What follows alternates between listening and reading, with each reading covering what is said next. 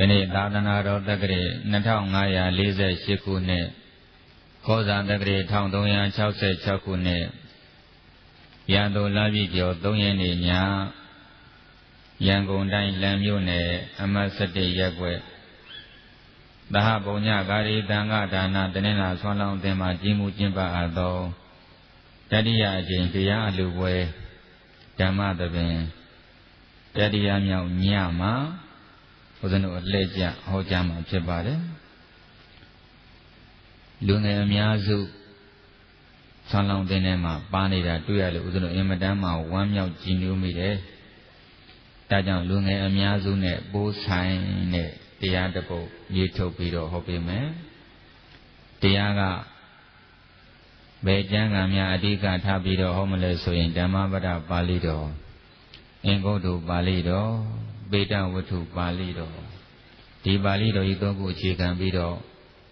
စိတ်ဝင်စားဖွယ်ရာတကယ်ဖြစ်ရများနဲ့တန်းစာဆင်ပြီးတော့ဟောကြားပေးမယ်တရားအမည်ကတော့မျက်ရည်မကြခင်သိစေခြင်းပါပါလေတရားကောင်းစီးလေးကနုနုလှလှလေးဖြစ်နေတယ်ဒါဥစဉ်ပထမဆုံးရေးတဲ့စာအုပ်လေးဖြစ်ပါတယ်ဘာဖြစ်လို့ပါဠိတော်ကြီးသုံးခုအခြေခံဟောတဲ့တရားကနုနုလှလှနာမည်လေးဖြစ်နေရတာလေဒီအကြောင်းလေးကိုဥစွာရှင်းပြလိုက်မယ်တကယ်တော့ဒီနာမည်လေးကတရားတစ်ပုဒ်ပါပဲလွန်ခဲ့သော19နှစ်ခန့်အနှစ်20ခန့်ကဒီချင်းဦးဇင်းတို့သက်19နှစ်သားလောက်ပဲရှိအောင်မှာပေါ့မန္တလေးတိုင်းရင်းညံခရိုင်တောင်သာမြို့နယ်သာသနာမူလိကာရမကျောင်းတိတ်ကျောင်းစာသင်တိုင်းမှာအခြေခံစာပေများသင်ယူနေတဲ့အချိန်အဲ့ဒီအချိန်တုန်းကစာသင်တိုက်အကြီးဆုံးဆရာစာချဆရာတော်ဘုရားကြီးဟာသူကိုယ်တိုင်လူနာများအတွက်လိုအပ်တဲ့သွေးကိုအမြဲလှူလေးရှိတယ်ဘုရားတို့သိတဲ့အချိန်မှာပဲဒီဆရာတော်ကြီးသွေးလှူတဲ့အချိန်မှာ20ရှိနောက်တော့ယောဂတစ်ခုကြောင့်ဆက်မလှူရဘူးဒီတော့ငါမလှူရလဲငါတပည့်တွေလှူစေမယ်ဆိုပြီးတော့သွေးလှူရတဲ့အကျိုးသွားတွေပြောကြားပြီးတော့ဘုရားတို့တပည့်တွေကိုသွေးလှူစေတဲ့အတွက်ကြောင့်ဦးဇင်းဟာ16နှစ်သားကစပြီးတော့4လတစ်ကြိမ်သွေးလှူလာခဲ့တာအခုဆိုအကြိမ်50ရှိပါပြီအခုဖြစ်ရကလေးဟာ2ကြိမ်မြောက်သွေးလှူစဉ်တော့ကဖြစ်ခဲ့တဲ့ဖြစ်ရကလေးပါဖြစ်ရအစကတော့တောင်သာမြို့နယ်ဟာနယ်မြို့လေးတစ်ခုဖြစ်တော့ရန်ကုန်မန္တလေးဆေးရုံကြီးများကဲ့သို့သွေးလှူရှင်များအချိန်မရွေးသွေးလှူလို့မရပါဘူးလှူထားတဲ့သွေးပလင်းကိုဓာတုဗေဒနည်းနဲ့စီမံထားတဲ့ဒါတိုက်ခန်းများမှာထားရတယ်အဲ့လိုတိုက်ခန်းများဟာဒါဒေါ်လာတောင်းနဲ့သိန်းနဲ့ရှိပြီးတော့ပေးရတော့ရန်ကုန်ဆေးရုံကြီးနဲ့မန္တလေးဆေးရုံကြီးမှာပဲရှိတယ်ကျန်တဲ့နယ်ဆုံးတွေမှာမရှိဘူးဒါကြောင့်ဘုရားတို့သွေးလှူခြင်းနဲ့လှူလို့မရဘူးလူနာလာမှလှူရအဲ့တော့တောင်သာမြို့မှာလူနာရောက်လာပြီဆိုရင်သွေးလိုပြီဆိုရင်လူနာရှင်များကိုယ်တိုင်ဦးဇင်းတို့အဲ့ဒီကျောင်းတဲ့ကျောင်းစာသင်တိုက်ရဲ့မိသက်တပ်ဖွဲ့ရဲ့ဒီနှစ်ခုမှာလာပြီးတော့အလှခံလေးရှိတယ်တရက်တော်သံဃာများစံအကြောင်းပြီးပေါ့ကိုခန်းထဲမှာကိုကျင်းဆက်တဲ့အချိန်မှာပေါ့ည7 နာရီခွဲ7 နာရီနီးပါးလောက်အချိန်မှာမြင်းလေတစီကျောင်းတိုက်ထဲကိုဝင်လာတဲ့အတန်ကြားလိုက်ရတယ်သိလိုက်ပါပြီသွေးလှူခံလာတာပဲလို့ဒါပေမဲ့လို့ဒီချိန်ကပထမတစ်ချိန်လှူပြီးကာစ4လပြည့်ကာစပဲရှိသေးတယ်သွေးလှူခိုင်းတဲ့ဆရာတော်ကဦးဇင်းကိုတတိပေးတယ်ဒေဝနာမင်းကစေတနာသိကောင်းအဲ့တော့သွေးလှူတာဆိုတာဟာကိုကျမ်းမာကြီးလည်းပြီးဆက်ရတယ်ဒါကြောင့်မင်း4လမပြည့်ပဲနဲ့ဘယ်တော့မှသွေးမလှူနဲ့4လပြည့်ကာတာလေးလည်းမလှူနဲ့အောင်စိတ်ချရအောင်အနည်းဆုံး2ပတ်3ပတ်ကျော်ပြီးမှလှူလို့ဆုံးမထားတယ်ဒါကြောင့်ဦးဇင်းက4လပြည့်တာဆိုတော့ကဲငါဆရာက2ပတ်3ပတ်လောက်နေအောင်ပြောတယ်တခြားပုဂ္ဂိုလ်လှူလိုက်မယ်ဆိုပြီးတော့တရားတွေကထမသွားပါဘူးအဲ့ဒါနိုင်ဝက်တာလောက်ရှိတဲ့အထိတနိုင်နီးပါးလောက်ရှိတဲ့အထိဒီမြင်းလဲဟာပြန်ထွက်သွားတဲ့အတန်မကြားရဘူး တီးလိုက်ပြီးသွေးလို့ရှင်မရဘူးဒီလိုဆိုတော့ဦးဇင်းတို့မနေနိုင်ပါဘူးလူတယောက်အသက်လေတခါတည်းရတဲ့ကမန်းကနန်းထပြီးတော့ကျောင်းပြင်မဲ့ထွက်လိုက်တော့ကိုတော်3-4ပါးတော့ကျောင်းရှိမှရက်နေကြတယ်မြင်းလေးရခလန်းလန်းမှရှိတော့မိလိုက်တယ်ရှင်များတို့ဘယ်လိုလဲဗျာသွေးလူရှင်မရဘူးလားဆိုတော့ကိုတော်ရဲ့အဖြေစကားဟာအံ့ဩစရာဖြစ်နေတယ်မဟုတ်ဘူးကိုရင်သဘောနာရေးတဲ့သွေးလူမဲ့ကိုတော်တွေရှိတယ်မလူချင်းကြလို့ဟာဘာလို့မလူချင်းကြတာမလူချင်းဆိုဗျာအခုလူနာကကိုယ့်ကိုယ်သေချောင်းကြံတဲ့လူနာဖြစ်နေတယ်ဒါကြောင့်ကိုတော်များအယူဆကတော့ဒီလူနာကမှလူဘဝမနေခြင်းလို့ကိုယ့်ကိုယ်သေချောင်းကြံတာပဲငါတို့ဘာလူစရာလူလဲဆိုပြီးတော့ဘယ်သူမှမလိုက်ကြဘူးတဲ့အဲ့ဒီစကားဦးဇင်းလက်မခံပါဘူးမျက်ရည်မကြခင်သိတဲ့ချင်းစာအုပ်ဟာအဲ့ဒီအယူအဆကိုတော်လှန်တဲ့စာအုပ်ဖြစ်တယ်ဦးဇင်းတို့ကိုပြန်ပြောတယ်ရှင်ပြားတို့လူကြီးလူငယ်ဆိုတာအသက်နဲ့တိုင်းတာတာကတဘာမှမကြပါဘူးအသိဉာဏ်နဲ့တိုင်းတာရတယ်အသိဉာဏ်ကြီးမှလူကြီးလို့ခေါ်တယ်ဘလောက်အသက်ကြီးကြီးဘာသာရေးအသိလူမှုရေးအသိစီးပွားရေးအသိဘာမှမရှိသေးရင်ဒါလူငယ်ကလေးပဲလို့အဲ့တော့အခုလူနာဟာတပည့်တော်ပြောရတယ်ဒါတပည့်တော်ယောက်ျားမှလည်းမသိပါဘူးမိန်းမမှလည်းမသိပါဘူးတပည့်တော်သိတာတစ်ခုရှိတယ်အခုသေချောင်းကြံတဲ့လူနာဟာလူငယ်ပါဗျာလူဘဝတန်ဖို့ဘလောက်ကြီးမားတယ်ဆိုတာမသိလို့သူ့ကိုသေချောင်းကြံတာပါလို့မသိလို့ကျူးလွန်မိတဲ့ပုဂ္ဂိုလ်မျိုးကိုတပည့်တော်တို့ကခွင့်လွှတ်တင်တယ်လို့ဥပမာတစ်ခုဗျာလို့လွန်ခဲ့တဲ့4-5 လကဟောဒီတောင်တန်းမြို့ထဲမှာ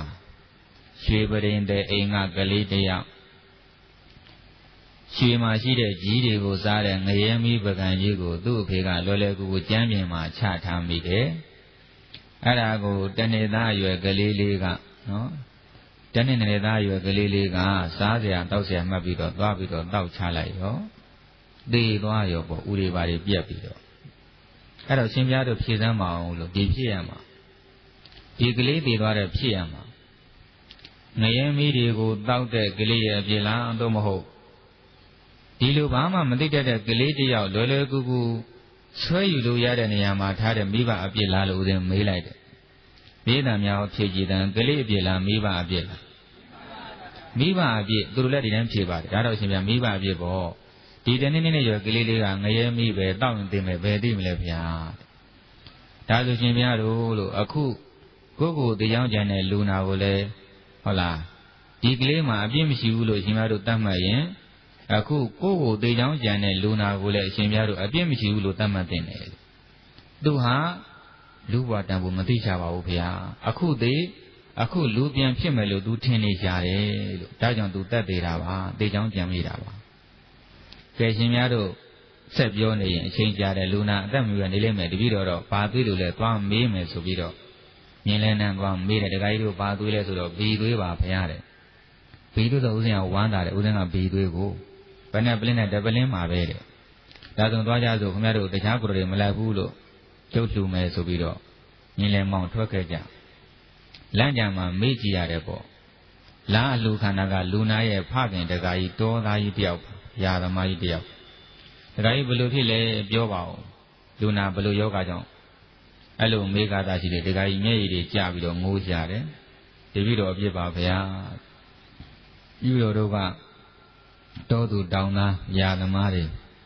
ဆင်းရဲပင်ပန်းစွာဝမ်းရည်ရှာဖွေရလို့တပည့်တော်သမီးလေးကိုတပည့်တော်မပင်ပန်းမဆင်းရဲအောင်မြို့မှာရှိတဲ့တပည့်တော်ရဲ့ညီအိမ်မှာထားပြီးတော့ဒါအတန်းပညာတွေသင်ယူတဲ့အခု10 တန်းကျောင်းသူပါဗျာတဲ့နာမည်ကမတ်တင်ဝင်းလို့ခေါ်တယ်အဲ့ဒါအခုဒီနေ့10 တန်းကြတယ်တပည့်တော်ကတေချာမေးမြန်းစုံစမ်းမပြူဘဲနဲ့ဇံဝဲကြတယ်ဆိုတော့ဒါအပျော်ပါးတွေနဲ့အချိန်ကုန်နေလို့ပဲငါတို့ချွေးနေတာတွေလည်းကဖြုံးနေတာပဲဆိုပြီးတော့လူကြားသူကြားမှာဆဲဆူရိုက်နေပြီးတော့ဆုံးမလိုက်ပါလေအဲ့ဒီလိုတပည့်တော်ဆုံးမမှုမတတ်မှုကြောင့်တပည့်တော်သမီးလေးကအရှက်ရပြီးတော့ညချိန်မှာအင်မတန်မှပြင်းထန်တဲ့အင်္ဂလိပ်ဆေးတွေပေါ့ဗျာဘာဆေးတွေတော့မသိဘူးအဲ့ဒါတချမ်းတော့တောက်ရတဲ့ဆေးပေါ့တစ်လုံးတော့မတောက်ရဘူးတဲ့အဲ့ဒါတပင်းလုံးမောချတောက်လိုက်တယ်တဲ့ဒီလိုသိတဲ့အချိန်ကျတော့ပါးစပ်ကအမြုပ်တွေထွက်ပြီးတော့လူလိမ့်နေပြီအဲ့ဒါအခုတောင်းတာဆေးရုံ တယ်လာတော့သွေးသွင်းကူရမယ်ဆိုလို့ရောက်ခဲ့တာပါဘုရားတို့ပြောပြီးမျက်ရည်ကြားရှာတယ်တခါကြီးဆုံးမတယ်ဆိုတာနီလန်းရှိတယ်ကြီးဆရာများကယခုလိုနီလန်းပေးခဲ့တယ်လို့တယံတစေအပြည့်အနာတွေ့တော့ခါဝဲကွယ်ရာခေါ်၍ဆုံးမလေ၏သူချေသူမောင်ပွဲပြင်းရောက်မှုမြောက်မြောက်စာစာသာပပြုမိပါကျူသောယေသူကိုယ်ရာရှာ၍ချီးဆိုအဓိပ္ပာယ်ကတော့မိမိရဲ့တပည့်သားမီးအပြည့်အနာအစာတွေ့လို့ဆုံးမစရာရှိပြီဆိုရင်လူရှိသူရှိမှဘယ်တော့မှအဆက်တကွဲအကျိုးနဲ့ဖြစ်အောင်ပြောဆိုဆုံးမခြင်းမပြုရအောင်ကိုယ်ရမှာခေါ်ပြီးတော့အကျိုးတင်အကြောင်းတွေရှင်းပြရတယ်လူရှိသူရှိမှဆိုလို့ရှိရင်မိမိရဲ့သားသမီးတပည့်သားမီးရဲ့ကောင်းတဲ့အကွက်လေးတွေဖော်ပြီးတော့ချီးမွမ်းပေးရတယ်အဲ့ဒါဆိုရင်ဒီတပည့်ဒီသားသမီးဟာဘဝမှာအညွန့်တလူလူနဲ့တက်ပြီးသားမှတ်တော့အဲ့လိုပြောကြတော့ဒကာကြီးကအရှင်ဘုရားရဲ့ဒီနည်းလေးများအရင်တည်းကသိခဲ့ရင်တပည့်တော်သမီးလေးအခုလိုရေးတယ်မနဲ့ပါဘူးဘုရားတို့ပြောဆိုငိုကြွေးနေပဲဆေးအောင်ရောက်ဦးဇင်းတို့သွေးဖောက်ဦးဇင်းတို့မေတ္တာပို့ပြီးတော့သွေးဖောက်ခံသွေးအားကောင်းပါတယ်ဦးဇင်းတို့9မိနစ်တာဆိုတပလင်းပြေးတာပြေးလို့ပြန်ကြွကန်နေကြဒကာကြီးခန်းနဲ့ဝင်လာတယ်စောစောကဒကာကြီးအရှင်ဘုရားတပည့်တော်သမီးလေးကရှင်ဖို့ကလည်း90ရာခိုင်နှုန်းသေဖို့ကလည်း90ရာခိုင်နှုန်းဆိုတော့တပည့်တော်အနေနဲ့အရှင်ဘုရားသွေးလူတို့တရားလဲလူသေးခြင်းပါတယ်ဘုရားသူတည်တည်တဲ့အကြောင်းလေးများအရှင်ဘုရားရသလောက်လေးဟောပေးပါလို့လာပင့်ဆေးရုံတွင်တရားပွဲပေါ့ဒါနဲ့ဦးဇင်းတို့လိုက်သွားတယ်ဦးဇင်းရောက်တဲ့အချိန်မှာဟိုကဦးဇင်းတို့သွေးပလင်းကိုချိတ်ပြီးတော့သူ့သွေးသွင်းပေးနေပါပြီပက်လက်ကလေးပေါ့လိလာအကဲခတ်ကြည့်လိုက်တော့မင်းကလေးမျက်နှာကတင်းမှခက်ထန်နေတယ်ဒေါသပါလေဒေါသငါအဖေကြောင့်ငါဒီလိုဖြစ်တာအဲ့ဒေါသနဲ့သေရင်ငရဲသွားမယ်ဆိုတာ तू မသိရှောက်အတန်းအပြင်10တန်းပညာတက်မြောက်ထားတယ်လောကီတန်းပညာလောကီပညာဘာသာရေးပညာမှာဒီမင်းကလေးဟာမူလာတန်းဆင့်ကိုမရှိဘူးဒါကြောင့်သေကံဒီချိန်မှာဒေါသကို तू လက်ခံထားတယ်ဒီဒေါသနဲ့ဒါဖခင်ပေါ်ပြင်မနေတဲ့ဒေါသနဲ့ဒါသိရင် तू ငရဲကြမှာဒါလောက်သေလူမြမဝေဒနာခံစားနေတဲ့ကြားတဲ့ကဒေါသအရေးရောင်နေတဲ့မျက်နှာတင်းမှာကတ်ထန်နေတယ်ဦးဇင်းတို့ကြွလာတာမိဘများကသမီးကိုတရားဟောမလို့သမီးနာယူပေါ့အဲ့လိုပြောတော့သူကဘုရားဘာသာတယောက်ဆိုတော့သူအောင်ပြုပါတယ်အဲ့မှာဦးဇင်းတို့ဩဒေတရည်စူးတဲ့မေတ္တာတွေပို့ပြီးမှ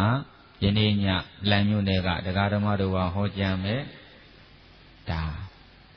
ဘဝတန်ဖို့ဘဝအနှစ်သာရဘာသာတန်ဖို့ဘာသာနှစ်သာရများကိုပြည့်စုံအောင်ဟောပေးတယ်တရားဆုံးတော့ဦးဇင်းအကဲခတ်ကြည့်တဲ့အောင်မြင်မှုရမရပေါ့စာပေဖြစ်စေဟောပြောပွဲဖြစ်စေအောင်မြင်မှုကိုတချို့ကပရိသတ်နဲ့တိုင်းတာတယ်ဘာနဲ့တိုင်းတာအဲ့ဒါဦးဇင်းတို့ကတော့သဘောမကျပါဘူးတရားပွဲလူများတိုင်းစောက်တွေကိုလူတွေအများကြီးဖတ်တယ်အောင်မြင်တယ်လို့မခေါ်ပါဘူးဒါဆိုရှင်များကအောင်မြင်မှုကိုဘာနဲ့တတ်မှမလဲတဲ့အောင်မြင်မှုကိုဦးဇင်းတို့ကတော့ဟောသည့်အတိုင်းရေးသည့်အတိုင်းအဲ့ဒီပုဂ္ဂိုလ်များဘာလောက်လိုက်နာတယ်လဲဆိုတဲ့အချက်နဲ့ပဲတိုင်းတာခြင်းတယ်အဲ့တော့အခုလည်းဦးဇင်းကလေးလာတယ်ဟောပြီးတော့ဒီကလေးမှလေးဒီတရားအောင်ကြရဲ့လားဆိုတော့အောင်ကြပါတယ်သူ့ရဲ့တင်းမှာကတ်တဲ့ဒေါသအယောင်တွေပျောက်သွားတယ်နုညံ့သိမ်မွေ့သွားတယ်မျက်နှာလေးလန်းဆန်းသွားသိလိုက်ပါပြီထက်တဲ့တရားသူရသွားပြီဦးဇင်းသိဝမ်းသာတယ်အဲ့ဒါတရားဝဲပြီးတော့မိန်းကလေးကကျေးဇူးတင်တဲ့အနေနဲ့သူရှ िख ိုးခြင်းနဲ့သူရလဲသွင်းဆက်ပက်လက်ကလေးထားလဲမထနိုင်ရှာတော့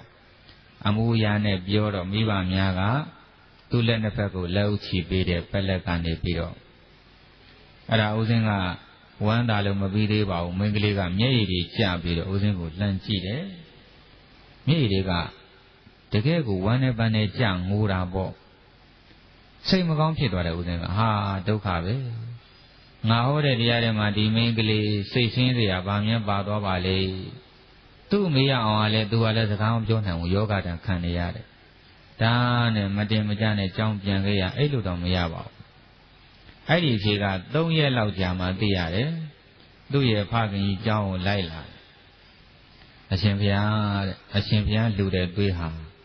တပည့်တော်သမီးလေးအသက်ကို3 ရက်ပဲကဲတင်နိုင်ပါတယ်အခုဆုံးသွားပြီတဲ့မရဘူးပြည့်သက်သူတည်သွားရှာတယ်ဒါမဲ့လို့ရှင်ပြန်သွေးသွင်းပြေးစားချိန်မှာတော့တော်တော်ထူထောင်လေးဖြစ်လာပြီးတော့အဲ့ဒါတပည့်တော်ကိုတခုလျှောက်ထားခိုင်းပါတယ်အေဒီကကြီးဘာလျှောက်ထားခိုင်းလဲအရှင်ဘုရားတရားဆုံးတဲ့အခါမှာသူမျက်ရည်တွေကျတာတမျိုးမထင်ပါနဲ့သူ့အနေနဲ့10 တန်းကျောင်းသူတို့ရောက်အသက်အပြင်လည်းဟုတ်လား16-19 ရက်လောက်ရှိနေပြီဒါတောင်မှအခုရှင်များဟောတဲ့တရားအကြောင်းတွေခုမှသိရတယ်အရင်ကဘာမှမသိခဲ့ရအောင်အဲ့လိုဘဝတန်ဖို့ဘာသာတန်ဖို့ဘဝအနှစ်သာရဘာသာအနှစ်သာရသိရပြီဒီတော့ဘဝအနှစ်သာရတွေဘာသာအနှစ်သာရတွေထုတ်ယူတော့မယ်လို့ဆုံးဖြတ်တဲ့အချိန်ကြတော့သူ့မှာသေမဲ့အချိန်ရောက်နေနောက်ကျနေဒါကြောင့်သူ့ဖြစ်ကိုယ်သူဝမ်းနေပြီးတော့မျက်ရည်ကျမိတာပါလို့လျှောက်ထားသွားပါတဲ့အဲ့တော့တောင်သာမြို့ကမတ်တင်ဝင်းဆိုတဲ့10 တန်းကျောင်းသူမိန်းကလေးဟာဘဝတန်ဖို့ဘာသာတန်ဖို့ဘဝအနှစ်သာရဘာသာအနှစ်သာရကိုမျက်ရည်ကျပြီးမှသိသွားရတယ်ဘာဖြစ်ပြီးမှသိသွားရတယ်လဲယခုပိဋကများအားလုံးမျက်ရည်မကျခင်မှာအသေးမူးခင်မှာဘဝအနှစ်သာရဘာသာအနှစ်သာရဘဝတန်ဖို့ဘာသာတန်ဖို့တွေကိုတကယ်ကိုသိသွားစေခြင်းပါလေဒါကြောင့်ယနေ့တရားအမျိုးကိုမျက်ရည်မကျခင်သိစေခြင်းပါလေကဲတရားဝဲစကြစို့တရားဝဲစရင်ဦးဇင်းတို့ရခဲ့ခြင်းတရား5 မျိုးကနေစမယ်ဒုံလဘတရား5 ပါးလဲခေါ်တယ်အင်္ဂုတ္တပါဠိတော်မှာလာတယ်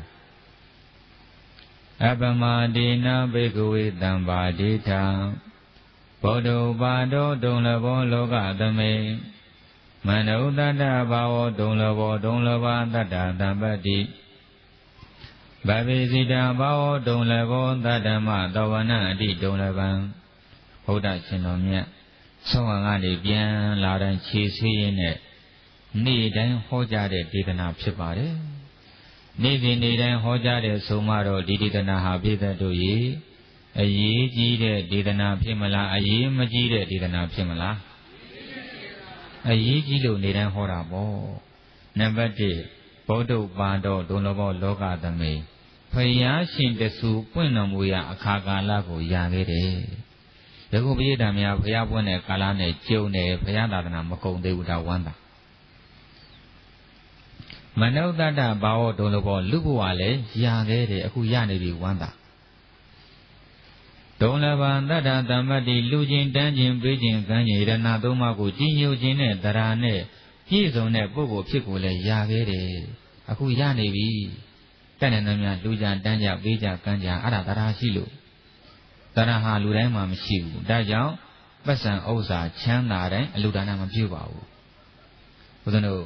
ပုံကံပြုတ်မှာတော့အရှင်အေကသမารတွေကမဲနေစင်ညုံမပြုလို့တို့လူဘိုတွဲချေတကယ်တွေဝဲရှာဖွေပန်းနောက်တရားပေါတာတယောက်ရေးရေးရစကေးစွာဆင်ပေါင်းတကယ်မှာဆင်ကျူတကောင်ရဖို့ခိနေထို့တူပဲလူပေါင်းတကယ်မှာလူချင်းတန်းချင်းပေးချင်းကမ်းချင်းနဲ့တရားနဲ့ပြည့်စုံတဲ့လူသားတယောက်ကိုရခဲ့တယ်ဒီနေ့ပြည်သားများတန်းနေတယ်များစွမ်းအားရှိတယ်များဓမ္မပူဇာတွေမလူကြဘူးလား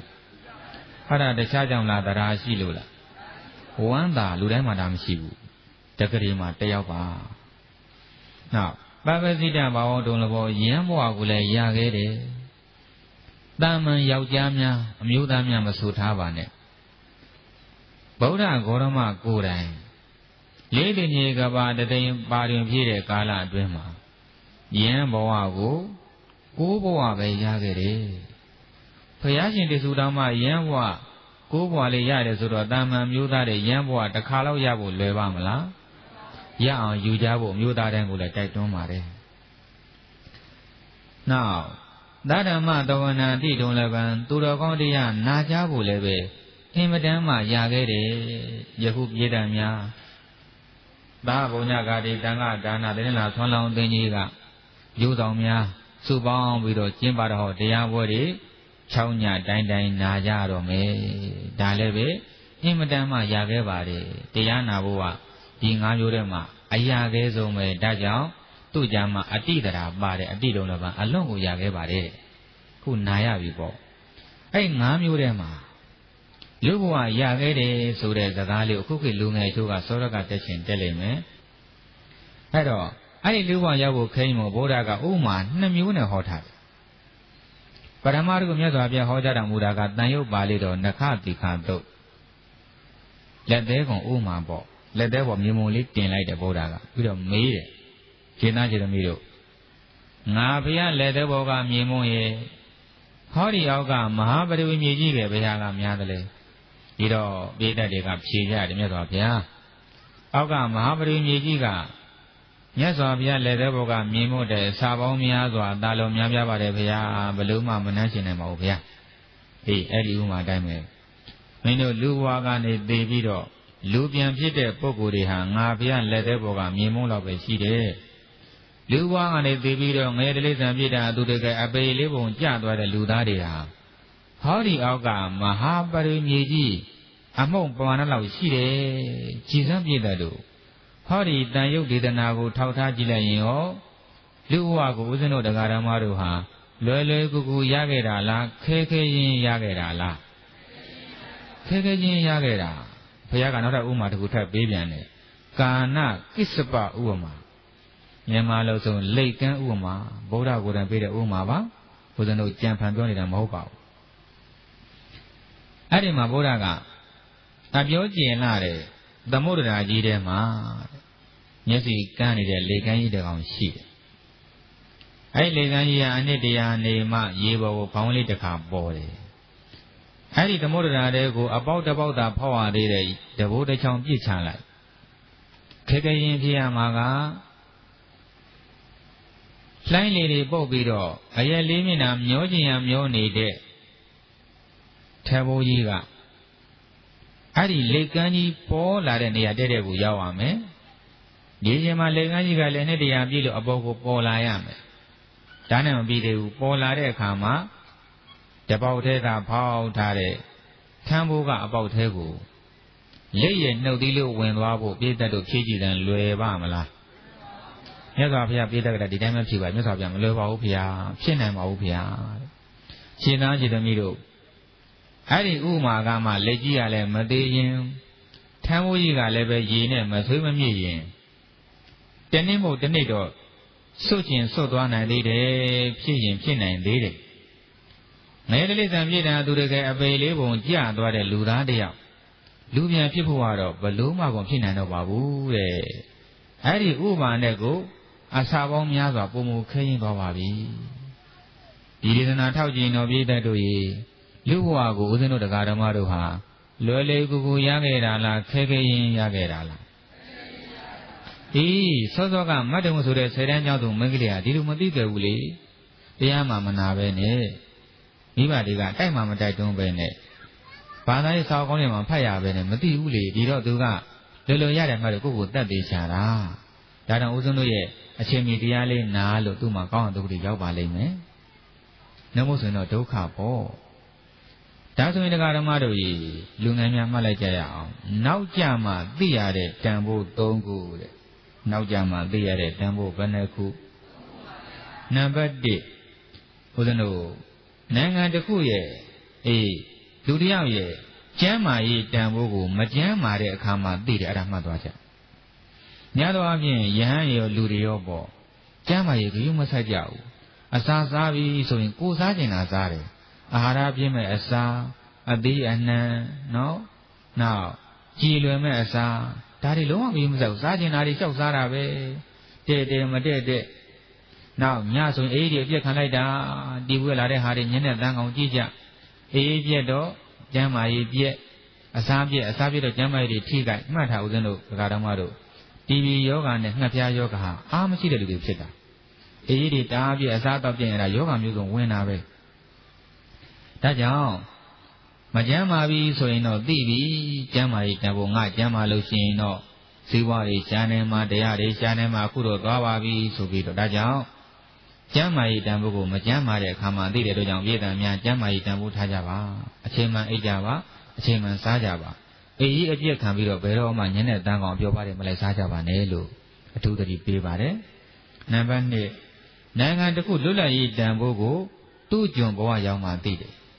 ဒါကြောင့်အင်္ဂလိပ်ကျွန်ဂျပန်ကျွန်ဖြစ်ဖူးတဲ့မြန်မာ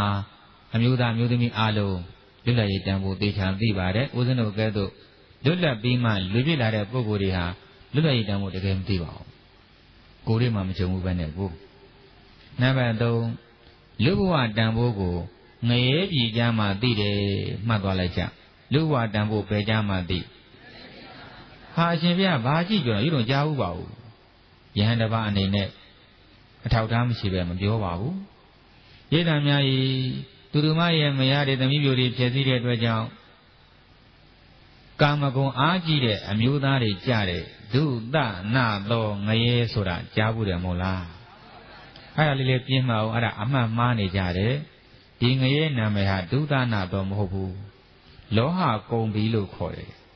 မြန်မာလိုဆိုတန်ရီပူအိုးငရဲဒုသနာသောဆိုတာအဲ့ဒီတန်ရီပူထဲမှာအကျိုးခံနေရတဲ့ငရဲသားတွေអော်တဲ့အတန်မှာဒါငရဲမြင်မဟုတ်ဘူးပြောကြရအောင်တကားတော့ကောသလမင်းကြီးကတိုင်ကန်လှည့်လည်ရင်းနဲ့သူတို့ကမယားတယောက်ကိုဆွဲလန်းသွားတယ်တိတ်လာတာကိုအဲ့ဒါဟိုမိမမာကလင်ရှိတယ်ဆိုတော့သူကညကြတော့စဉ်းစားတယ်ဒီမိမကိုမယားရအောင်ယူရမယ်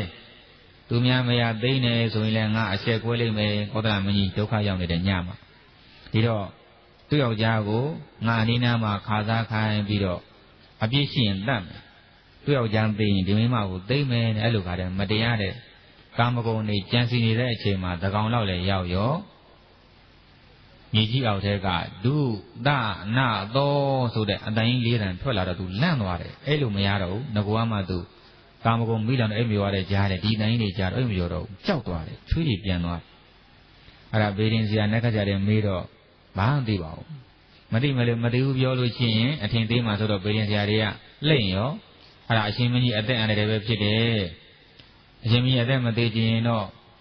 လူပြိုတရားအပြိုတရားမြင်းတရားနွားတရားအဲ့ဒီပုဂ္ဂိုလ်ရဲ့လေပင်တွေဖြတ်ပြီးတော့ရစ်ပူစော်မှအသက်ဘေးကလွတ်မယ်ဆိုတော့ဘုရင်ကလည်းယုံလိုက်တာအဲ့ဒါဆိုတတ်စေတပြည်လုံးစူးညံကုန်ရောအပြစ်မဲ့လူတွေသေရတော့မှလေ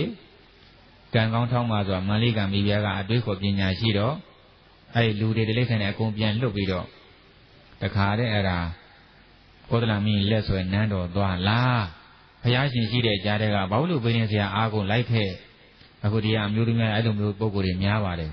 ဘုရားဟောတရားသိအာမကိုဘေဒင်းဆရာနက်ကဆရာနက်ကတော်အားကိုကြပြီအားကိုသမျှဒုက္ခရောက်ပြီတာမှတ်ကြပြီတဲ့တို့အဲ့ဒီဘေဒင်းနက်ကတွေအားကိုကြောင့်ဒုက္ခရောက်တဲ့ဒီတမိုင်းတာရကတွေရှိခဲ့ဘူးတယ်အဲ့ဒါဖတ်ချင်စာအုပ်ညွှန်းလိုက်မယ်ပါရဂူဘာသာပြန်တဲ့တီဘောရဲ့မဟေသူတို့စာအုပ်ထဲမှာဖတ်လိုက်အခုရန်ကုန်မှာဝယ်လို့ရတယ်အဲ့ထဲမှာဘေဒင်းနက်ကရေတရားတွေအားကိုတဲ့အတွက်ကြောင့်မင်းတို့မင်းနဲ့တီဘောမင်းဟာအပြစ်မဲ့တဲ့လူပေါင်း200လောက်ကိုတတ်ပြစ်ခဲ့တယ်သူတို့ရဲ့ဒီနန်းမြို့ရိုးတွေကိုဆောက်တဲ့အခါမှာလူတွေစတေးမှနန်းသက်ရှိမယ်လို့ဘေဒင်ဆရာတွေကရေတရားတွေပေးတဲ့အတွက်ကြောင့်မင်းတို့မကြီးကလူပေါင်းသူကလည်းမနှဲပါဘူး90ကျော်လောက်တတ်ပြီးတော့စတေးတယ်တဲ့ဒီဘောမင်းကလူပေါင်း100ကျော်တတ်စတေးခဲ့တယ်လို့ဆိုထားတယ်ဒါတကယ်ဟုတ်မဟုတ်တော့အဲ့ရမှီတဲ့ပုဂ္ဂိုလ်တွေကြိုသိမယ်ပေါ့နော်ဒါနဲ့ကဘေဒင်အားကိုးတဲ့အတွက်ကြောင့်အပြစ်မဲ့တဲ့လူသားတွေသိရမှာဦးစင်းကတော့ရင်ထဲမှာစွဲနေတယ်ခုထိစိတ်မကောင်းဘူးပေါ့အခုလည်းကြည့်မန္လိကာကဲလို့နှုတ်မို့ဆိုလူတွေသိတော့မယ်အဲ့ဒါဘုရားကဒါကတော့ဒါဟာတင့်အသက်အန္တရာယ်နဲ့ဘာမှမဆိုင်ဘူးငရဲပြည်တုန်းကလူဘဝတန်ဖို့ဘာမှမသိတဲ့တထေးသား၄ယောက်လူဖြစ်စဉ်အခါတုန်းကသူတို့ငွေဥစ္စာတွေကများပြားတော့တိုင်ပင်ကြတယ်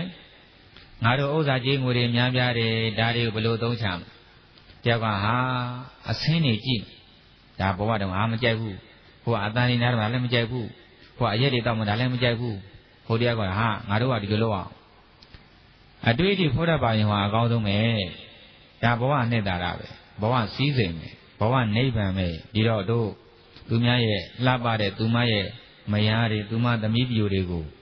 ငွေပေးပြီးတော့ဖြည့်ဆည်းကြမယ်ဆိုတော့၄ယောက်လုံးသဘောတူကြတယ်အဲ့ဒါတဘောအလုံးဘာကုသိုလ်မှမလုပ်ဘဲနဲ့သူများရဲ့မယားတွေဇနီးတွေသူများသမီးပြိုတွေငွေပေးဖြည့်ဆည်းကြအဲ့ဒီဘဝကတည်တော့လောကကုန်ရင်ငရဲအိုးမှာအပြုတ်ခံနေကြရတယ်ငရဲအိုးကလည်းအကြီးကြီးဆိုတော့ ပထမအိုးမျက်နှာဝါကနေအောက်ရအောင်နှစ်ပေါင်း3000ကြာတယ်ဒါကအိုးဖင်ကနေပြီးတော့အပေါ်ပြန်ရအောင်နှစ်ပေါင်း3000အနှစ်6000ကြာမှတန်ရီဘောမျက်နှာဝါမှာခေါင်းလေးတစ်ခါခဏလေးပဲပေါ်ခွင့်ရတယ်သိလည်းမသိရဘူးငဲရဘာလို့ပင်မလဲလို့အပြုတ်ခံနေရတယ်အဲ့လိုသူတို့ခေါင်းလေးပျော်ခွင့်ပေါ်ခွင့်ရတဲ့အချိန်မှာဟောဒီလူပြည်ကလူသားတွေကိုသူတို့ကတတိပေးတင်ကြတယ်တဲ့ဂါထာတဂါထာစီဒါမှမဟုတ်ရေဘော်ကိုသူတို့ခေါင်းပေါ်ရတဲ့အချိန်ကတူတောင်းလုံးအားကြီးတော့တယောက်ကဒုလို့ပြောပြီးတော့ပြန်မြုပ်သွားတယ်တယောက်ကသာတယောက်ကနာတယောက်ကသောအဲ့လိုလေးလုံးပြောပြီးတော့ဒီနေ့ဦးတော်ကိုပြန်ပြီးတော့မြုပ်သွားကြတဲ့တကားတော်လို့ဗုဒ္ဓကရှင်းပြန်မှာကောသလမင်းကြီးလည်းကြောက်လန့်ပြီးတော့သူများမရမဖြစ်စည်းတော့ပဲ၅ပါးသီလလုံသွားခဲ့တယ်အဲ့ဒီ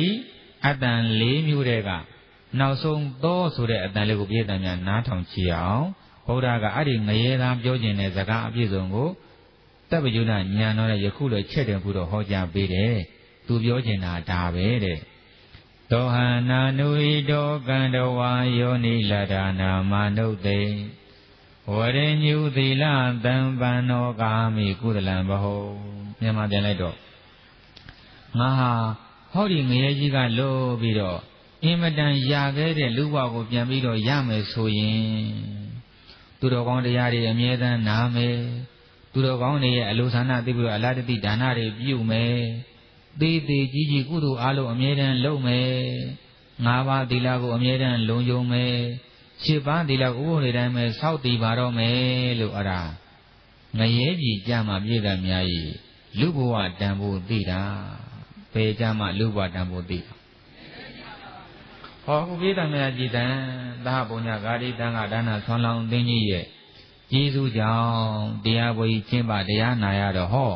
လူဘဝမှာတင်မဲ့လူဘဝတန်ဖို့သိမသွားဘူးလားဒါတခြားကြောင့်လားတရားနာလို့လားဒါကြောင့်တရားပွဲပဲဆရာတော်ဟောတရားနာဖို့အရေးမကြီးဘူးလားနာကြပြည့်တယ်များနာလိုက်ကြဒီလိုဆိုရင်တရားတော်မတို့ရေတန်ဖို့သိသွားပြီဆိုရင်တန်ဖို့ရှိအောင်လုပ်ကြစို့အချိန်ကတိတ်တန်ဖို့ရှိဒါဆိုရင်ပထမဆုံးဦးဇင်းတို့တရားတော်မတို့ဥစ္စာတွေကနေပြီးတော့ဘဝအနှစ်သာရဘာသာအနှစ်သာရတွေရှားကြရအောင်လိုက်ဆိုကြဥစ္စာတွေမှာအနိရှာတွေ့တာဒါနပဲဥစ္စာတွေမှာအနိရှာတွေ့တာဒါနပဲဆိုလိုက်၃ခေါက်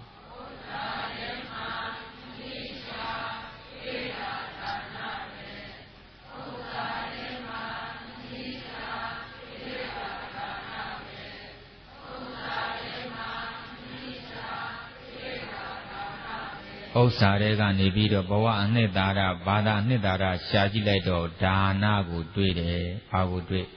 ။ဒါနကိုတွေ့တယ်။မြေတံမြတ်ကြီးတကယ်တော့လှူတယ်ဆိုတာယူသွားတာ။လှူတော့ကိုယ့်အတွက်ပါသွားတယ်။အဲ့ဒီဒါနကပြုတဲ့ရင်လေနိဗ္ဗာန်ချမ်းသာတည်ပို့ပေးနိုင်စွမ်းရှိတယ်။ပြုတတ်ရင်ပေါ့နိဗ္ဗာန်အောင်ပြီးတော့လှူတတ်ရင်ဒါတော့တန်ဖိုးချီးမာတယ်။ဘာကြောင့်လဲတဲ့။ဘုရားတို့တရားတော်မတို့ဥစ္စာ၄မျိုးခွက်လိုက်ရအောင်လိုက်ဆိုလိုက်သာဝရဥစ္စာဇင်္ဂမဥစ္စာအင်္ဂသမဥစ္စာအနုဂါမိကဥစ္စာဥစ္စာဘယ်နှမျိုးတော့အတိပ္ပယ်ကျင်နားထောင်လိုက်စမ်းပါဦးသာဝရဥစ္စာဆိုတာမရွှေမပြောင်းနိုင်တဲ့ခြံဒီမြေဒီယာဒီတိုက်ဒီတာတွေကိုဒါမရှိမပြောင်းနိုင်တဲ့တည်မြဲနေတဲ့သာဝရဥစ္စာလို့မှတ်ပါခြေပြောင်းနိုင်တဲ့ဆင်းနေမြင်းတွေကျွဲတွေနွားတွေရွှေတွေငွေတွေကိုတော့ဇင်ကမဥစ္စာလို့မှတ်ပါအတိုင်းဝါကြောင့်အတွက်တတ်မြောက်ထားတဲ့အတတ်ပညာမှန်သမျှကိုတော့ဒါအင်္ဂါသမဥစ္စာလို့မှတ်လိုက်ပေါ့ဒီဥစ္စာမျိုးကလောကီဥစ္စာ၃မျိုးနောက်ဒါနသီလဘာဝနာဆိုတဲ့ကုသိုလ်တရားတွေကတော့အနုဂါမိကဥစ္စာတဲ့အခုဘဝအခုခန္ဓာကိုယ်သားတွေများတွေဆွေတွေမျိုးတွေရှိနေတော့ဒါတိုက်တန်ချမ်းမြေဆိုတဲ့သာဝရဥစ္စာတွေရောဆင်းရဲကြွနာရွှေငွေဆိုတော့ရွှေငွေဆိုတဲ့ဇင်္ဂမဥစ္စာကိုရောအတတ်ပညာဆိုတဲ့အင်္ဂါသမဥစ္စာတွေကိုရှားဖို့မလိုဘူးလားရှားမှာပဲဓမ္မတို့ကြဥစ္စာ ဒါမဲ့တရားဓမ္မတို့ဦးဇင်းတို့ကဘဝတန္တရာတဘဝတည်းနဲ့မပြီးပါဘဝတန္တရာကျင်လေကြရအောင်ပါနောက်ဘဝပြောင်းมาပြီတဲ့ဗျာကဲဒီဘဝကရွှေတွေငွေတွေချမ်းတွေမြေတွေအတတ်ပညာတွေဆိုတဲ့လောကီဥစ္စာသုံးမျိုးဟာနောက်ဘဝပါနိုင်ရဲ့လားမပါတော့ဘူးဒါနသီလဘာဝနာဆိုတဲ့ကုသိုလ်ဥစ္စာကမှတန္တရာပါတာ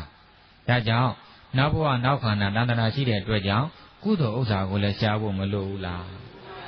တောင်ဝေကလင်္ကာလေးဆိုကြည့်စမ်းမှဒေဝကာလရောက်ကြသောခါ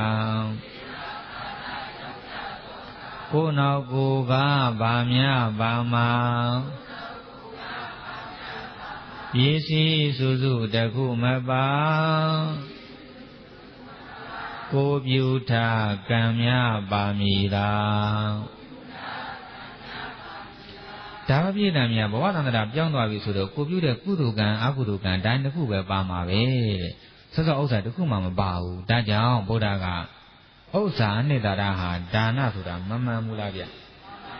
မှန်နေပြည့်တဲ့တို့ရဲ့ဒါလက်တွေလည်းအများကြီးပေါ့ဗျာဒါပြောကြတစ်ခုတော့ဒကမာကြီးတွေ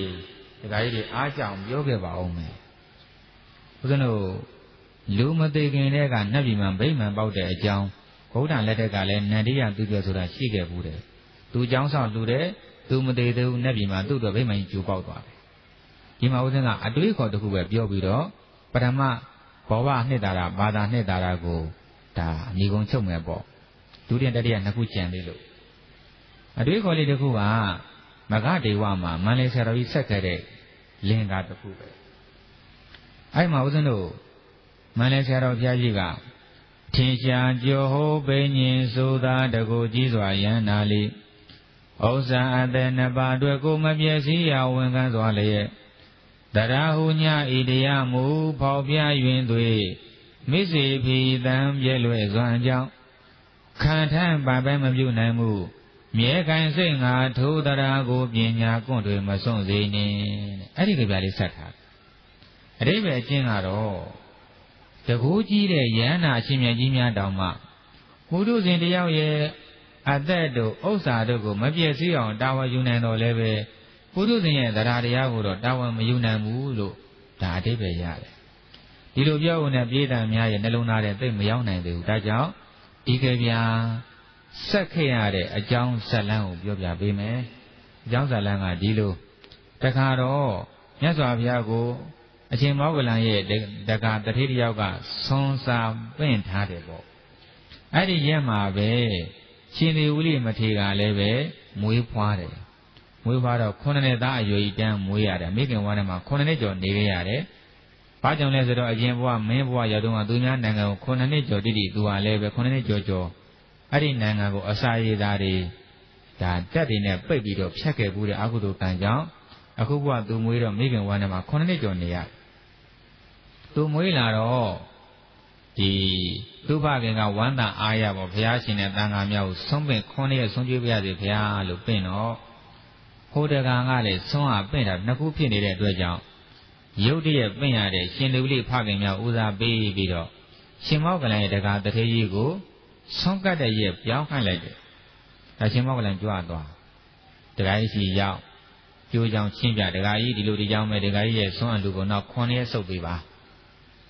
အဲ့ဒီချိန်မှာအဲ့ဒီတထေးတကာကြီးပြန်လျှောက်တဲ့စကားသုံးခုဟာပြည့်တတ်တို့အိမ်ရောက်အောင်အိမ်ပေါအောင်တည်သွားတဲ့အတေချမ်းမှတ်သွားကြတရားနာတဲ့အခါစာဖတ်တဲ့အခါမှတ်မိအောင်ဖတ်တဲ့နည်းမှတ်မိအောင်နာတဲ့နည်းလေးပြေးလိုက်ပါမယ်အဲ့ဒါဘာလဲဆိုတော့စာကိုပဲတရားကိုပဲနာသူတို့ဘာကိုပြန်ပြောမယ်ဆိုတဲ့စိတ်ကလေးနဲ့နာပါသူတို့ကငါပြန်ပြောရင်ဘယ်လိုပုံစံလေးနဲ့စိတ်ဝင်စားအောင်ပြောရမလဲအဲ့လိုစိတ်နဲ့နာရင်နှစ်စားမှတ်မိပါလေတေချမ်းမှတ်သွားအဲ့တော့ပထမဆုံးသူကလျှောက်တယ်အဲ့ဒီတကအရှင်ဘုရားတဲ့အရှင်ဘုရားတို့ပြောင်းခိုင်းတယ်တပည့်တော်ပြောင်းမပေးနိုင်ဘူးခတင်းတင်းပဲသူကဘာလို့လဲတကကြီးဘာလို့လဲဆိုတော့အရှင်ဘုရားတပည့်တော်တို့မှာစိတ်မချရတဲ့မသေးကြတဲ့အရာ၃ခုရှိတယ်နံပါတ်1ရှင်ဘုရားရဲ့တပည့်တော်တို့ရဲ့အသက်ဘုဒ္ဓဇင်တယောက်အရှင်ဘုရားဘယ်ချင်းသိမဲ့လို့ဘယ်သူမှမသိဘူးဗျာမှန်းနေရတာမနေ့ပြန်သိလဲသိမယ်တပတ်ကသိလဲသိမယ်အခုရှင်များကတပည့်တော်လူကို9ရက်နောက်ဆုတ်ခိုင်းတယ် အဲ့ဒီခွန်လေးကမတိုင်ခင်သေးပါတပည့်တော်ဘယ်လိုလုပ်ဒါနပြုရတော့မလဲတပည့်တော်ဆုံးရှုံးမှာပေါ့ဒါကြောင့်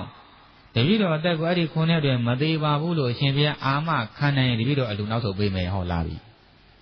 ဒီမေခွန်ပြေးတံများမမေးတင်ဘူးလားမေးတင်နဲ့ဒါစဉ်းစားဖို့ဒါနပြုခြင်းပြုကံနေရင်အချိန်ဆွဲတဲ့ပုဂ္ဂိုလ်များစဉ်းစားဖို့အဲ့လိုပြောတော့ရှင်မောကလန်ကတကုရှင်ဆိုတော့ဒီဒကာကြီးရဲ့အသက်9နှစ်အတွင်းသိမသေးကြည့်လိုက်တော့မသေးဘူးဆိုတော့မြင်သွားတယ်ဒကာကြီးမသေးသေးဘူးတာဝန်ယူတဲ့ဒကာကြီးပထမတစ်ခုတော့အဆင်ပြေပြဒုတိယတစ်ခုဖေရအရှင်ဖေရဒီလိုတော့ပုထုဇဉ်တွေပိုင်ဆိုင်ထားတဲ့ရွှေငွေဥစ္စာပစ္စည်းအလုံးဟာယန္တမျိုး၅ပါးနဲ့အမြဲတမ်းဆက်ဆံနေပါတယ်ဖေရအမြဲတမ်းမီးလောင်နိုင်ခွင့်လည်းရှိပါတယ်အမြဲတမ်းရေမျောခွင့်လည်းရှိပါတယ်ရေလည်းမျောနိုင်ပါတယ်အမြဲတမ်းမင်းကလည်းသိယူနိုင်ပါတယ်အမြဲတမ်းတခိုးကလည်းခိုးနိုင်ပါတယ်အမြဲတမ်းအမွေခံသားဆုံးသူတို့ကလည်းဖြည့်ဆည်းနိုင်ပါတယ်ဗျာအဲ့တော့အရှင်ဘုရားတို့ရွှေခိုင်းတဲ့ရက်မတမ်းမြေဒီပြီးတော့ဥစ္စာတွေကိုယန္တမျိုး၅ပါးတဘာဘာကဖြည့်သွားရင်ဒီလိုဘယ်လိုဒါနပြုရတော့မလဲပြီးတော့ဒီပြီးတော့ဥစ္စာစည်းစိမ်များသည်ခွန်နဲ့ပြည့်တဲ့အထိယန္တမျိုး၅ပါးမပြည့်စည်ပါဘူးလို့အရှင်ဘုရားတာဝန်ယူနိုင်မလားတဲ့မေးပြန်တယ်ရှင်မောကလန်တကိုးနဲ့ကြီး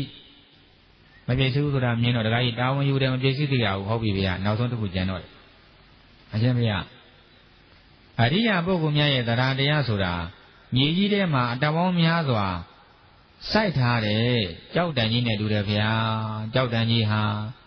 တမန်ငါရှံငါအကြောင်းကြောင့်ဘလို့မှမလဲနိုင်တဲ့ကဲ့သို့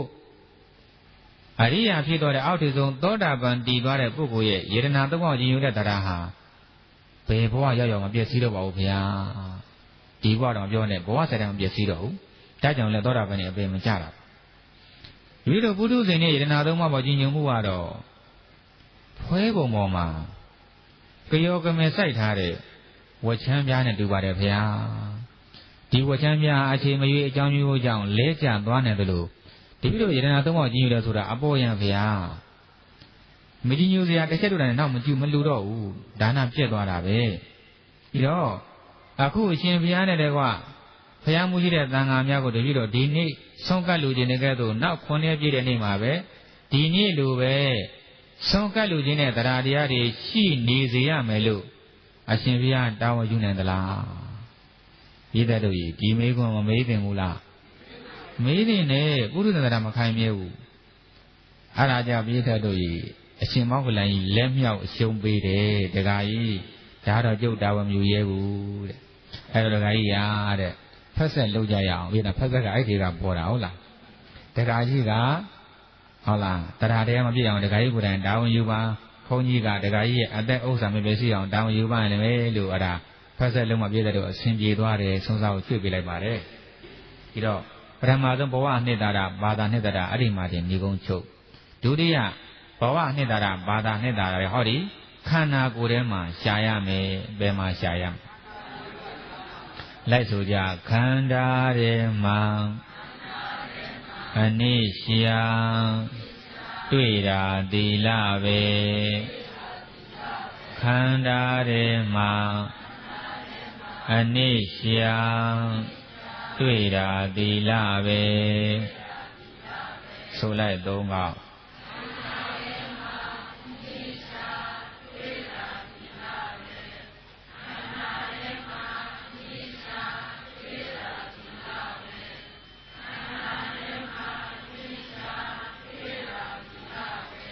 ပြည့်တဲ့တို့ဦးဇင်းတို့ယောဂီတို့ခန္ဓာကိုယ်ကြီးပိုင်ဆိုင်မထားဘူးလားအေးရုပ်ခန္ဓာကိုယ်ကြီးပေါ့ကဲပြည့်တဲ့တို့ဒီခန္ဓာကိုယ်ကြီးမှာလေအပေါက်9ပေါက်ရှိတယ်အဲ့ဒီအပေါက်တွေကနေပြည့်တဲ့မြတ်ကြီးယွန်းရှားပွဲအပုပ်ရည်တွေဟာအမြဲတမ်းနေ့စဉ်ထွက်မနေဘူးလားအဲ့ဒါယွန်းစရာခန္ဓာကိုယ်စစ်ပါတခါ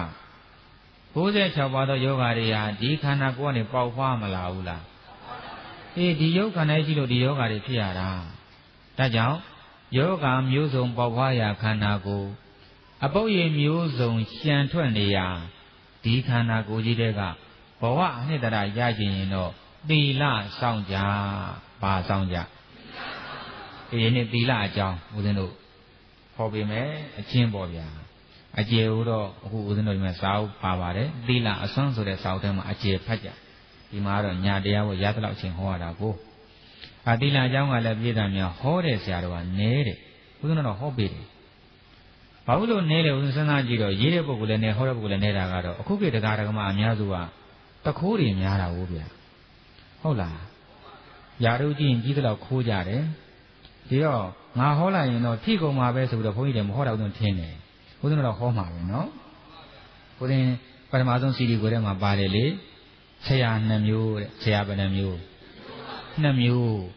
အမုန်းခံဆုံးမတဲ့ဆရာရှိတယ်အမုန်းခံပြီးတော့မဆုံးမတဲ့ဆရာရှိ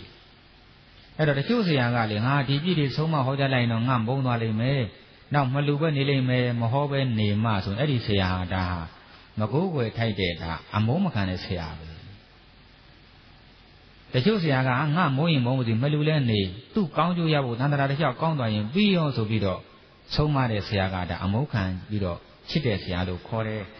တရားဓမ္မမြတ်ဒီအမုန်းခံဟောပြောဆုံးမတဲ့ဆရာကိုစိတ်ကကြတိုင်းမတန်ရေးကြည့်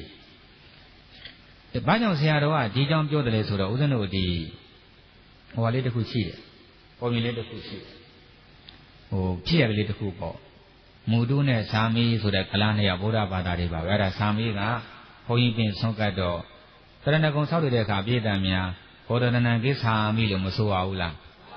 ဆိုရတယ်ကိစ္ဆာမိတိဘက်ကစိတ်ကပ်ပါကြီးပဲအဲ့ဒါကိုဇာမီကလည်းဗုဒ္ဓဘာသာဘုန်းကြီးတွေကဆုံးကတ်တဲ့လူရဲ့နာမည်ထည့်ပြီးတော့တရားဟောတယ်ဆိုပီတိတွေဖြစ်လို့အဲ့ဒါဆွမ်းစားကိုဖိတ်တဲ့အတွက်ကြောင့်လာတဲ့မူတုကလည်းသဘောတွေကြားလို့ဗုဒ္ဓဘာသာဖြစ်တဲ့ကံကောင်းလိုက်တာဆွမ်းလို့ရင်လူတဲ့လူနာမည်ထည့်တရားဟောတယ်ငါလဲလူမယ်ပြဿနာတက်ရောကမူတုကဆွမ်းစားပင်တော့ဘုန်းကြီးကထိုးတန်တိုင်းဘောဓရဏကိစ္ဆာမိဓမ္မရဏကိစ္ဆာမိဆိုလိုက်မဆိုဘူးတဲ့မူတုကဘာသာကြီးပိတ်ထားတယ်အဲ့ဒါကလိုက်ဆိုလေးဆိုတော့မူတုကရန်တွေ့တဲ့ဆရာတော်အခုဆုံးကတ်တာစာမိမဟုတ်ဘူးဗျာမူတုကကတ်နေတာသူကလာတယ်ဟုတ်လားသူ့တန်မပါလို့ဘုန်းကြီးဒုက္ခရောက်ဒုက္ခပဲဒီတကားတော့ရှင်းပြလဲနားလည်းမဟုတ်ဘူးလေသူကဗုဒ္ဓဘာသာဖြစ်စားတွေကိုကဲထူပါဦးကွာဒီကောင်စိတ်ချမ်းသာပြီးရဆိုဘုန်းကြီးကတရဏဂုံပြောင်းဆိုပေးတဲ့ဗုဒ္ဓံတရဏံကိမူတုဓမ္မတရဏံကိမူတုဆိုတရဏဂုံမှာပြည့်ရပြီဟုတ်လားခုလည်းပြည့်တဲ့တို့ကြီးသီလအကြောင်းကိုဟောတဲ့ပုဂ္ဂိုလ်ကနေတော့ပြည့်တယ်များသီလတွေအတားပြည့်ကုန်ကြပြီဒါကြောင့်ဦးဇင်းတော်ဟောမယ်ပေါ့နော်အရေးကြီးလို့ဘာဖြစ်လို့လဲအဲ့ဒီသီလကိုဥမာပေးတာတခုရှိတယ်ဒါကြောင့်ထေရကာရပါဠိတော်မှာသိကောင်းတယ်သီလဥမာပေးတာကအာတိသီလံပဋိဋ္ဌာစကလျာဏေစမာတုကံပမုခံတပ္ပဓမ္မာနံတတ္တမသီလံဝိသောတိရှင်းအောင်ချက်ချင်းမြန်မာပြန်ပြ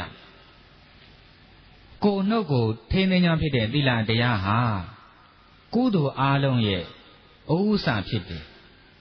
သီလတရားဒီကုသိုလ်အားလုံးရဲ့တရားဖြစ်တယ်မခင်နော်ဥမာတယ်သီလသည်ကုသိုလ်အားလုံးရဲ့မိခင်နဲ့တူတယ်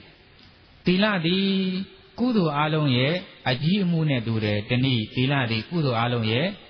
ဖြစ်ပွားပေါ်ထွက်ရာဂရွင်းနဲ့တူတယ်လို့ထေရဂါထာပါဠိတော်မှာသီလဝါဆိုတဲ့ယန္နာကြီးကသီလရဲ့အမည်ပေါ့သို့၄မျိုးပြတဲ့ထဲမှာဥစဉ်တစ်ခုရှင်းပြမယ်အဲ့ဒီတစ်ခုကတော့သုံးခုမြောက်ဖြစ်တဲ့သီလသည်မိခင်နဲ့တူတယ်တဲ့သီလသည်ဘာနဲ့တူတယ်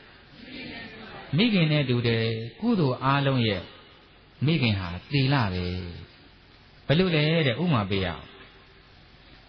ကလေးလေးတယောက်မွေးလာရင်ဒီကလေးလေးကိုရှေးကုလူသေးကုလူကစပြီးတော့အစအဆုံးပြုစုနိုင်တာဟာတခြားလားမိခင်လားမိခင်ဖခင်တော်မိခင်လုံးပြုစုတတ်ဘူးမပြုစုနိုင်ဘူးဒါကြောင့်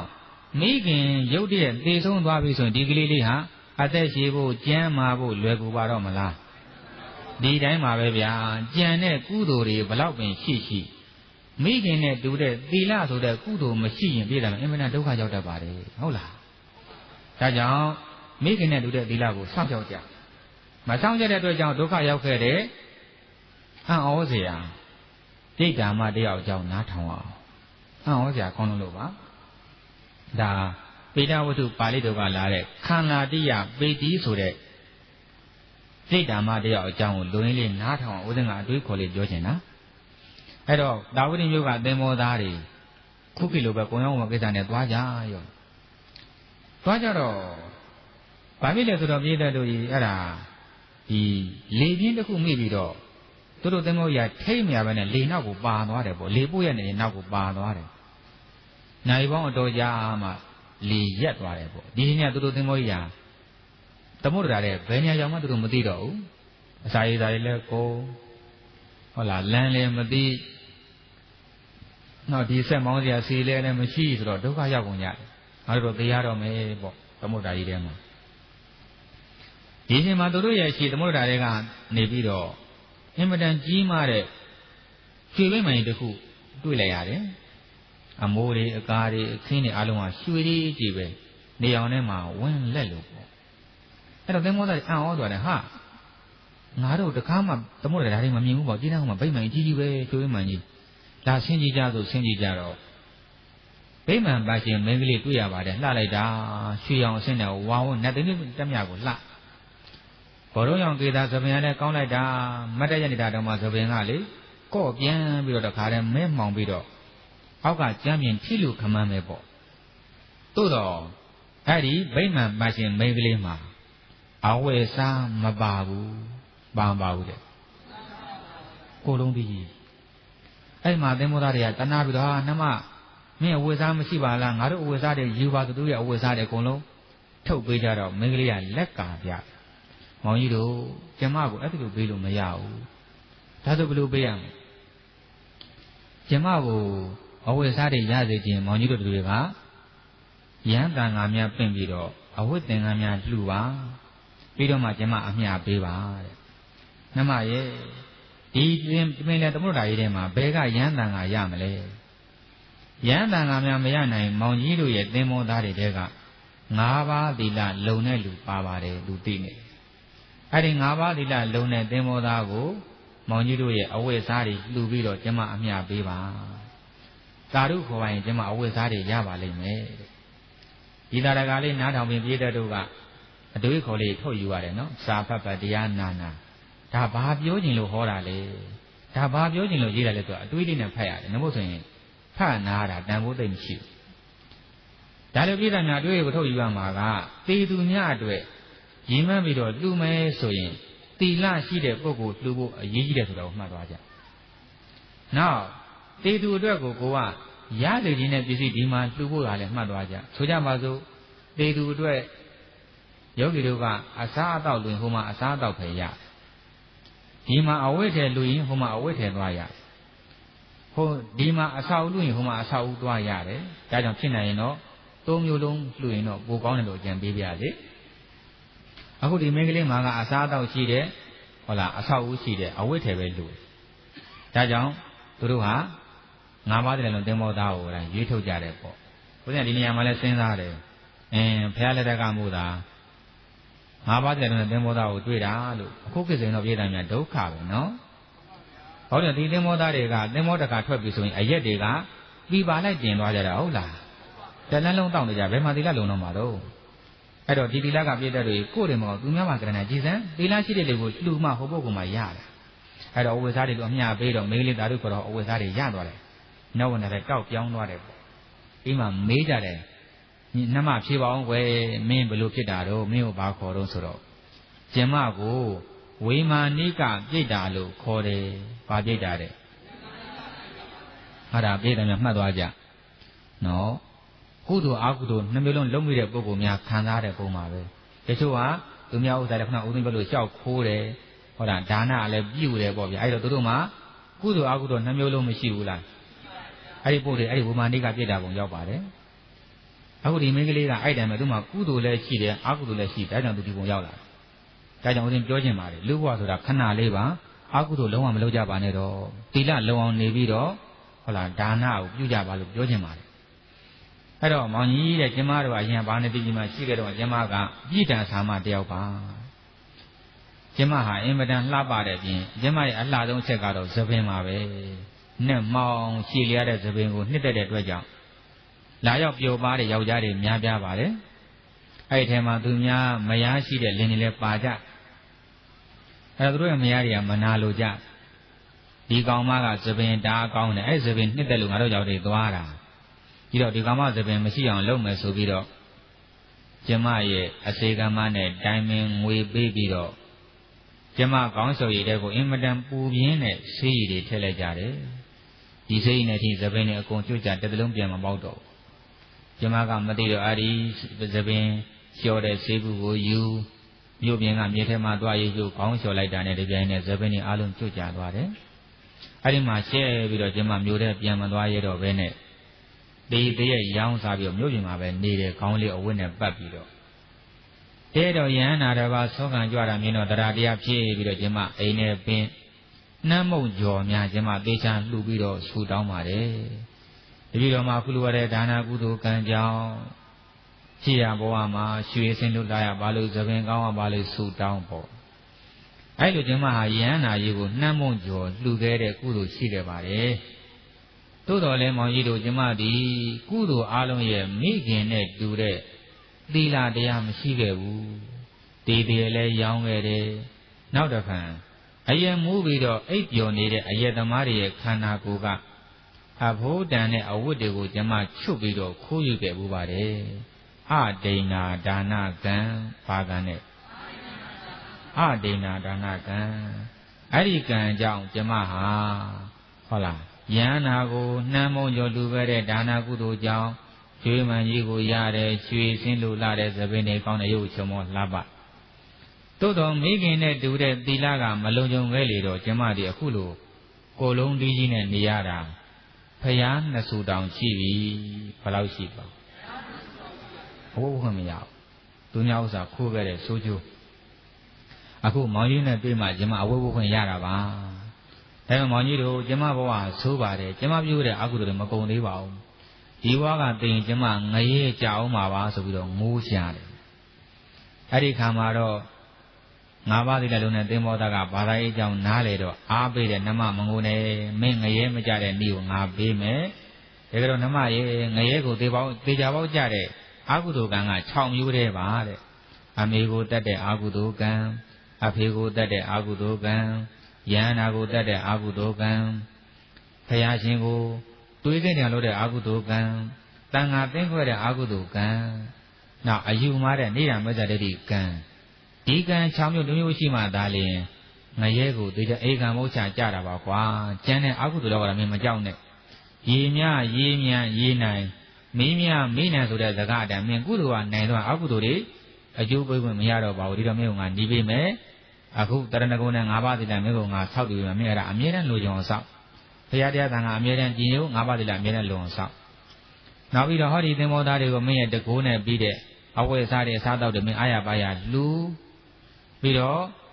Doubting him out was a video, they are beyond the Boda Chinago mean the Gona be there, Wado Ding and Lu like Nakalu Payment. Ada so you may be walking the Nabi Yoli Melu a jam bed. The guy who appeared and do data Kama, Adi Pudo Mia Nabi Yautware, Bay Outwire. Era, Udano, no. Dana Gudo Chido Leve, Megan it, Dudo, Dila Gudo Machida Dwaja, Wima Nika, Sit down Joker that I could talk like in Chiba. I don't know. Da, I didn't know Uja and I don't think about. Da, I'm Yaido and Georgia Miao, no Southern Ajebet, the cook Panadi Badan and Piome. Panani Bada Ganga, do that Baloda. Do that, do that dying, so jury, not on G. Panadi Bed, do that got shoot that enga. Chia Boama, do that Bokua, enga Chile, shoot that video, muy poor lada body. The two muidega, Chimaba, Lamba, Gliding Mishula. Rajimboga, do that Boku Macha. Moebia, you twin, Mepia, Vido, Imadama, Jetty Mishu, a you suitable. Ah, in Chu Yen. Done on the name Mishu, Chin and Lede, Lendin, Lewe, Lake and Taman and Lemon Pelagin Mishu. Bego Jout there, American County at that day, at that Kanya, Turuba at that Kanyare, Turubaga Madain, Nuigo Vido Diare. And now Miale, and Nayogare, Miare, Tree and Bia, at that two layer, at that late two bare. Yemiazo, the Shanga Abian Judy. I gave you do that with that in my shouting meso in such a community Piama bo. Chiabo, that she may chile and a bezo may such a conjury, Hobian Bido Yale, Dajan. The Kanagoya Neta Dila, the also Jazo, no? I gave the Huba de Pila Son and Papa, or Daddy Yamio. ဘဝနှစ်သာရဘာသာနှစ်သာရကစိတ်လို့ခေါ်တဲ့ဝိညာဉ်တွေကထုတ်ရလိမ့်မယ်ဟုတ်လားစိတ်လို့ခေါ်တဲ့ဝိညာဉ်ရဲ့နှစ်သာရဟာဘာလဲတဲ့လိုက်ဆိုလိုက်ဝိညာဉ်တည်းမှာအနိရှာတွေ့တာဘာဝနာပဲဝိညာဉ်တည်းမှာအနိရှာတွေ့တာဘာဝနာပဲသုံးခေါက်ဆိုလိုက်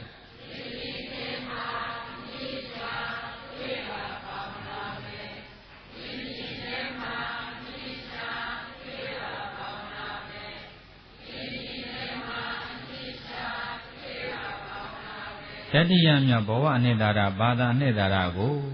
စိတ်လို့ခေါ်တဲ့ဝိညာဉ်တွေကရှာလိုက်တဲ့အခါမှာဘာဝနာကိုတွေ့တယ်။ဘာတွေ့ပါလို့ဘာဝနာတရားဟာစိတ်ဝိညာဉ်ရဲ့အနှစ်သာရပါပြည်တဲ့တို့ဒီစိတ်ရဲ့သဘောလေးကိုနားထောင်လိုက်စမ်းမှဓမ္မပဒမှာအဘိဓမ္မပဒမှာဟောထားတာကဒုံနိခတလဟုနောယထကာမနိဗ္ဗာတိနောစိတ်တတဓမ္မထောသာတုစိတ်တံတံတံဒုက္ခဝဟံတဲ့စိတ်ရဲ့သဘောလေးပေါ့ဒုံနိကကပြပြပြပြညင်းဝဲသွားအောင်ဆွဲဆောင်နိုင်သေးထတော့ဒီစိတ်ရဲ့မကောင်းတဲ့အရေးချင်းတစ်ခုကတော့ဘာဝနာတရားနဲ့ဆွဲဆောင်ဖို့ခဲရင်းတယ်နံပါတ်1မကောင်းတဲ့အရေးချင်းနံပါတ်2လဟုနောလက်ပြတဲ့တို့တရားတစ်ပြည့်အတွင်းဖြစ်လင်းကြရေမရေမတွက်တာလင်းစွာဖြစ်ချင်းချုပ်ချင်းလည်းရှိထတော့အင်မတန်မြန်နေတဲ့လက်ဖြောက်တစ်ချက်သေးချင်မှာစိတ်ဟာဂရေတသိန်းဖြစ်ပြီးတော့ပြတ်သွားပြီသိမြန်တယ်ဒါနံပါတ်2စိတ်ရဲ့မကောင်းနေခြင်းတစ်ခုပေါ့နံပါတ်3ယထအမှတ်မထင်မြင်မြင်ဝါဝအကျင့်တစ်စုံတစ်ခုသောအာယုံ၅ပါးကာမဂုဏ်တရား၌ကာမနိဗ္ဗာတိနောအလိုအတိုင်းမဆိုင်မတော့ကြာလဲကြောက်တတ်ထတော့အာယုံ၅ပါးကာမဂုဏ်တရားကိုရှားကြံပြီးတော့ခံစားတတ်တယ်တဲ့စိတ်ဟာအာယုံ၅ပါးမှာပျော်တယ်လို့ဆိုလိုပါတယ်စိတ်တန်တာပေါက်လို့ပဲစားလှည့်ရထားတော့စရင်စိတ်မဲ့ကိုဓမ္မထောအဝါဝဝအသာကြအောင်ဆုံးမနိုင်မှာမူကသာဓုကောင်း၏တန်တန်ထားရမှနေဆေးရကိုသွားအသာကြကြဆုံးမရင်းရပြီးတော့စိတ်တန်စိတ်ဒီသူကဝဟံလူနဲ့နိဗ္ဗာန်သုံးတန်ချမ်းသာရရကြောင်းကောင်းစွာမသွေဆောင်ရွက်နိုင်ပေတည်း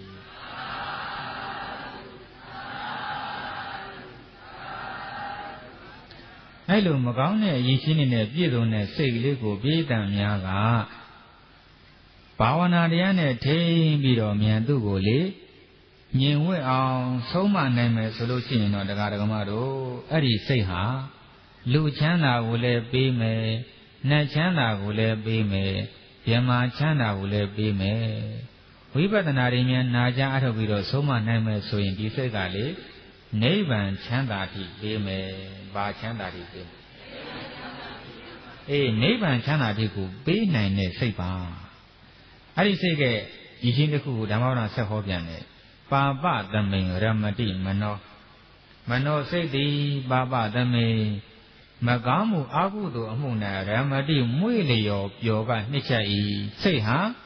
မကောင်းတဲ့အကုသိုလ်မှာပျော်တယ်စိတ်ဟာဘယ်မှာပျော်တဲ့